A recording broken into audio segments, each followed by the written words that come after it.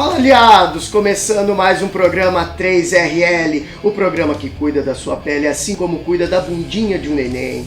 E hoje vamos conversar com o dermatologista Marcos Winter, que vai tirar algumas dúvidas que todo mundo tem sobre tatuagem.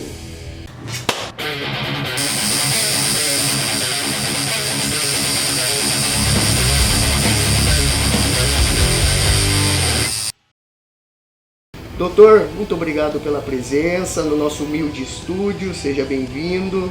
O que é a tatuagem? Como que a tinta ela prende na pele, né? Como que ela fixa na pele? Bem, a tatuagem na realidade consiste em introduzir tintas, sempre de boa qualidade, claro, na derme. A pele é constituída de epiderme, derme e hipoderme. A camada mediana, que é a derme, onde existem os vasos sanguíneos, terminações nervosas e glândulas, é ali que se deposita o pigmento, a tinta. Aproximadamente 2 milímetros de profundidade. Como o organismo, teoricamente, reconhece essa tinta como corpo estranho, existem células de defesa que vão lá englobar, chamados macrófagos. Os macrófagos englobam essa tinta, ou seja, engolem essa tinta, que chama-se fagocitose, e seguram, como são células estáveis, elas seguram a tinta nessa região, de forma teoricamente permanente. Claro que é um desgaste temporário, mas quando essas células rompem, vem outra e novamente engloba esse pigmento, essa tinta. E aí há uma tendência a perpetuar a pigmentação na derme, na região da derme. Pô, bacana. Então o corpo, ele engole a tinta. Ele engole a tinta. Olha que bacana. Mas os cuidados que deve ter com a tatuagem, né? Aí talvez seja o ponto mais polêmico. Existem grupos que dizem não se coloca proteção de plástico. Outros grupos acham que deve deixar por 2 dias, por algumas horas, ou 1 ou 2 dias, até 5 dias, em torno até de uma semana. Bastante discutível. Eu acho que aí cabe mais o bom senso. Está funcionando? Usar o bom senso e utilizar. Mas os cuidados gerais seriam evitar infecção, né, com cremes cicatrizantes. Geralmente se usa substâncias que possam ser antissépticas, né, e mantenham a hidratação do local. Colocar o plástico ou não é discutível, mas a ideia é sempre prevenir infecção, né, irritabilidade e infecção. Então os cuidados seriam de higiene, bastante cuidado, evitar o sol é muito importante, né, porque o sol, já há um sangramento nessa região da tatuagem, um micro sangramento, claro, mas isso tem ferro, a hemosiderina, que pode fazer depósito na pele. E o sol estimula a formação de melanina, então haveria uma tendência a alguma irritabilidade maior. Então, asepsia, antisepsia, cuidados com o sol e cremes cicatrizantes. E a alimentação, tem alguma alimentação específica, alguma coisa? Existe a possibilidade eventual de alguns tipos de pigmento, alguns tipos de tinta desenvolverem em determinados clientes alergia.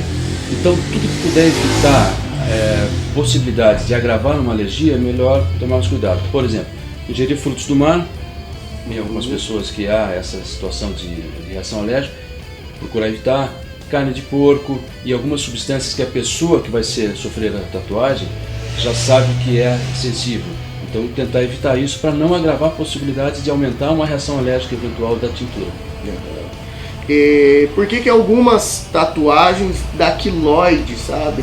Você vai, já chegou clientes aqui que eu fui retocar a tatuagem assim, de outros tatuadores, e quando vai ver ela tá em alto relevo, assim, por que isso acontece? Na realidade, aí independe do tatuador ou do tipo de tinta, depende mais da sensibilidade da pessoa, isso é uma característica genética. Teoricamente, a literatura coloca que é mais comum em peles morenas. Na prática, até eu vejo que não necessariamente ocorre na pele morena. É uma tendência genética, familiar. Então, qualquer trauma pode desenvolver um queloide nessa pessoa que tem a tendência. Claro, a tatuagem é um microtrauma, então pode ser que desenvolva, mas é por uma característica pessoal, uma característica familiar. Mas se o tatuador tiver a mãozinha pesada e der aquela forçadinha um pouquinho mais ali, também pode... Aí que depende da mão do tatuador. Não pode ser muito agressivo porque a possibilidade de fazer o queloide aumenta. E tatuagem em cima do vitiligo? Existe uma coisa chamada fenômeno de Koebner, que é o fato de um trauma, seja ele qual for, né, eventualmente desenvolver o vitiligo em local de trauma, seja um acidente, seja um machucado comum e tal. Então, não está contraindicado de forma absoluta se fazer em cima de vitiligo. Mas tem que ter o bom senso de saber que você pode sim cobrir uma área de vitiligo, mas você pode eventualmente desenvolver um vitiligo no local onde você fez a tatuagem, exatamente por esse fenômeno de Koebner, que é comum até. Mas não há contraindicação. Conversa-se com um profissional da área médica, um profissional da área da tatuagem, e o cliente discute o assunto, sabendo que existe essa possibilidade, mas dá para ser feito. Então, antes de alguém tentar cobrir uma mancha de vitiligo, é melhor procurar um dermatologista, Exatamente, eu acho que vale a pena para saber, porque assim você está deixando claro para o cliente, e a opção pode ser dele, não colocar o tatuador em situação difícil também, né? Porque se o cliente não souber disso, ele pode depois vir se queixar, puxa, mas eu não sabia que poderia desenvolver vitiligo em cima de uma tatuagem. Se a pessoa está sabendo e quer fazer, ok. Tatuagem pode causar câncer? Negativo, não existe descrição em literatura mundial que haja desenvolvimento de câncer de pele em cima de tatuagem. Não existe. É claro que você não vai fazer uma tatuagem em cima de uma lesão já pré-existente, né? Aí é questão de bom senso também. Mas em área de pele íntegra, não se desenvolve câncer de pele. Pode se desenvolver eventualmente uma reação alérgica, irritabilidade, uma infecção oportunista secundária, tal, mas câncer de pele não. Bacana. E por que tem partes do corpo que a tinta ela fixa bem e tem partes que não? Por exemplo, a palma e a sola do pé. Exatamente.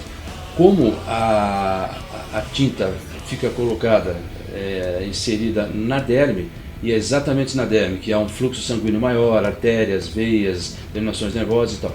Então há um fluxo de sangue maior.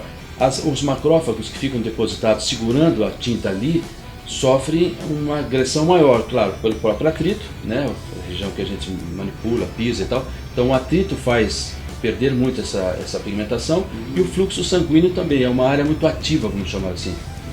Entendi. E o doar sangue, muita gente pergunta assim, se fizer tatuagem eu vou poder doar sangue, não vou? Na realidade o Ministério da Saúde pede para que se observe isso durante 12 meses.